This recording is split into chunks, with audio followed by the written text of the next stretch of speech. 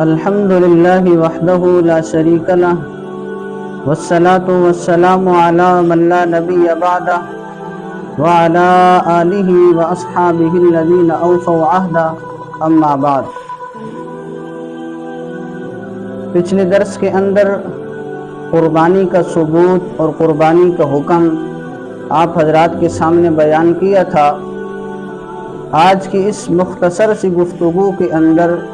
قربانی کے جانور کتنے ہیں اس بارے میں آپ حضرات کے سامنے دلائل رکھوں گا۔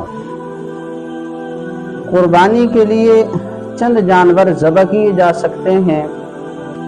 نمبر 1 اونٹ، نمبر 2 اونٹنی، نمبر 3 بیل، نمبر 4 گائے، نمبر 5 بھینسا، نمبر 6 بھینس، نمبر 7 بکرا، نمبر 8 بکری، نمبر 9 دمبا،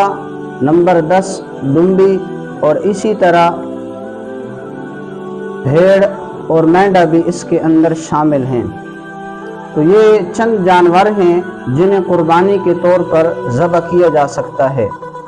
فتاوی عالمگیری کے اندر موجود ہے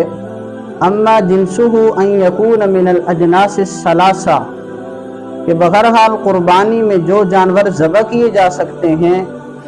وہ ان 3 قسموں میں سے ہونی چاہیے۔ کون سی قسمیں؟ اویل ابلی، اویل بقری، اویل غنم، یعنی یا تو وہ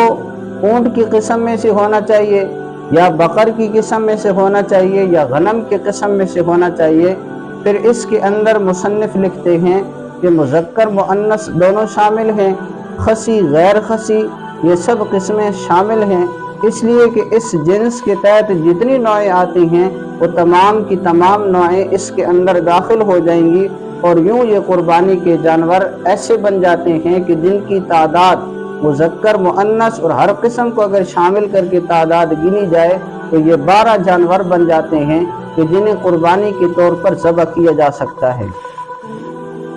دلیل کیا ہے؟ دلیل اللہ تعالیٰ کا فرمان ہے، قرآن کریم کے اندر موجود ہے، وَلِكُلِّ أُمَّةٍ جَعَلْنَا مَنْسَكًا لِيَذْكُرُوا اسْمَ اللَّهِ عَلَى مَا رَزَقَهُم مِّن بَهِيمَةِ الْأَنْعَامِ، کہ ہم نے ہر امت کے لیے قربانی مقرر کی تاکہ وہ چوپایوں کے مخصوص جانوروں پر اللہ جل شانہ کا نام لیں جو اللہ جل شانہ نے انہیں جانور عطا فرمائے ہیں۔ اس آیت کے اندر قربانی کے لیے بہیمۃ الانعام مقرر کیے گئے۔ اب یہ بہیمۃ الانعام کون سے جانور ہوں گے اس کی وضاحت ایک دوسری آیت مبارکہ کے اندر موجود ہے، اس لیے کہ قرآن کریم کی تفسیر بعض اوقات قرآن کریم سے ہوتی ہے کہ ایک آیت کے اندر حکم مجمل موجود ہوتا ہے، دوسری آیت کے اندر حکم تفصیل سے مل جاتا ہے، تو اس کے اندر وضاحت نہیں ہے۔ ہم دوسری آیت مبارکہ کی طرف رجوع کرتے ہیں کہ جس کے اندر اللہ جل شانہ نے وضاحت فرمائی، وَمِنَ الْأَنْعَامِ حَمُولَةً وَفَرْشًا، اللہ جل شانہ فرماتے ہیں کہ کچھ ایسے جانور ہیں جو بوجھ اٹھانے والے ہیں، کچھ ایسے جانور ہیں جو زمین سے لگی ہوئی ہیں۔ کُلُوا مِمَّا رَزَقَكُمُ اللَّهُ، اللہ نے جو تمہیں روزی عطا کی ہے اس میں سے کھاؤ، وَلَا تَتَّبِعُوا خُطُوَاتِ الشَّيْطَانِ، شیطان کے قدموں کے پیچھے نہ چلو، شیطان کے نقش قدم پر نہ چلو، انہو لکم عدو مبین، اس لیے کہ وہ تمہارا واضح اور صریح دشمن ہے۔ پھر اللہ جل شانہ نے ان جانوروں کی قسموں کو بیان فرمایا، 8 ازواج، یہ 8 قسم کے جوڑے ہیں، من الضأن 2 ومن المعز 2، کہ بھیڑ میں سے 2 ہیں یعنی مذکر اور مؤنث، اور بکری میں سے 2 ہیں یعنی مذکر اور مؤنث، اور آگے چل کر اللہ جل شانہ نے یہ ارشاد فرمایا، وَمِنَ الْإِبِلِ 2، کہ اونٹ میں سے 2 ہیں یعنی مذکر اور مؤنث، وَمِنَ الْبَقَرِ 2، اور گائے میں سے 2 ہیں۔ یعنی اگر یہ ترجمہ کیا جائے تو اس کے اندر 8 جانور بنتے ہیں، لیکن مفسرین کرام نے اس آیت کی تفسیر کے اندر لکھا کہ جس طرح بقر یعنی گائے یہ جانور ذبح کیے جا سکتے ہیں، اسی طرح اس کی نوع بھینس یہ بھی قربانی کے طور پر ذبح کی جا سکتی ہے، اور یہ اس آیت کی تفسیر کے اندر شامل ہے۔ لہٰذا حضرت امام حسن بصری رحمہ اللہ کا قول موجود ہے۔ امام حسن بصری رحمہ اللہ فرماتے ہیں کہ یہ جو جاموس ہے، یہ جو بھینس ہے، یہ گائے کی ایک بڑی قسم ہے۔ اسی طرح حضرت علی رضی اللہ تعالیٰ عنہ کا فرمان موجود ہے حضرت علی رضی اللہ تعالیٰ عنہ فرماتے ہیں کہ جاموس یہ گائے کی ایک قسم ہے، اور فن حدیث کے اندر اگر دیکھا جائے تو امام حسن بصری کا قول بھی حدیث بن جاتا ہے، سیدنا علی المرتضیٰ رضی اللہ تعالیٰ عنہ کا قول بھی حدیث بن جاتا ہے، اس لیے کہ فن حدیث کے اندر حدیث کی تعریف یہ ہے، نبی پاک صلی اللہ علیہ وسلم کا قول، فعل، تقریر،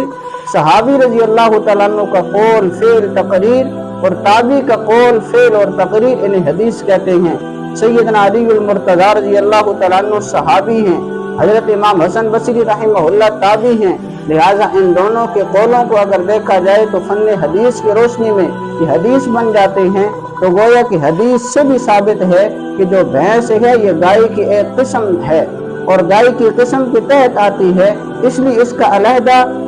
آیت مبارکہ کے اندر اس کا تذکرہ نہیں کیا گیا، لیکن یہ اس کے تحت داخل ہے، لہٰذا اگر مذکر، مؤنث اور ہر قسم کی انواع کو شامل کیا جائے